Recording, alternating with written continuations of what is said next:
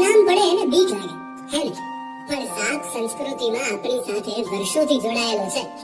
કૃષ્ણ ભગવાને નાથેલો કાલીનાગ હોય, સમુદ્ર મંથનમાં રહેલો વાસુકી નાગ હોય, વિષ્ણુ ભગવાનની શૈયામાં રહેલો શેષનાગ હોય, કે પછી મહાદેવના ગળામાં રહેલો નાગ કેમ ના હોય. સાપ સંસ્કૃતિ અને પ્રકૃતિ સાથે જોડાયેલો છે. સાપ પ્રત્યે રહેલી ગેરમાન્યતાઓ, અંધશ્રદ્ધાઓ અને લોકવાયકાને લીધે આપણે સાપથી વિમુખ થતા જઈએ છીએ. સાપ કુદરતનું અભિન્ન અંગ છે.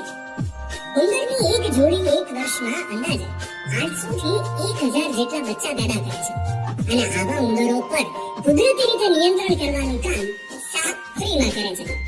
કુદરતમાં સાપ, ઉંદર, ગરોળી, દેડકા, સસલા જેવા પ્રાણીઓ પર કાબુ રાખે છે. ગુજરાતમાં 56 જેટલા વિવિધ સાપની જાતિઓ જોવા મળે છે, જેમાંથી 4 સાપની જાત માણસ માટે ઝેરી છે. તાળોતરો, નાગ,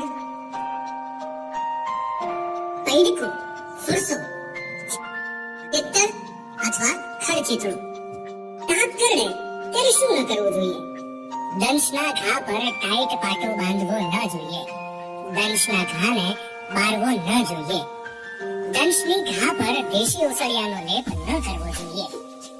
દર્દીને સારવાર માટે તાંત્રિકને ત્યાં અથવા મદારી પાસે ન લઈ જવો જોઈએ. સર્પ કરડ્યો હોય તે ઘાને ચૂસવો ન જોઈએ.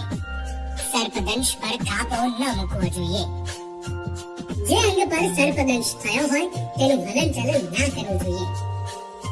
દર્દીને નજીકની એવી હોસ્પિટલ પર લઈ જાઓ જ્યાં તાત્કાલિક સારવાર મળી શકે અને એન્ટીવેનમ આપી શકાય.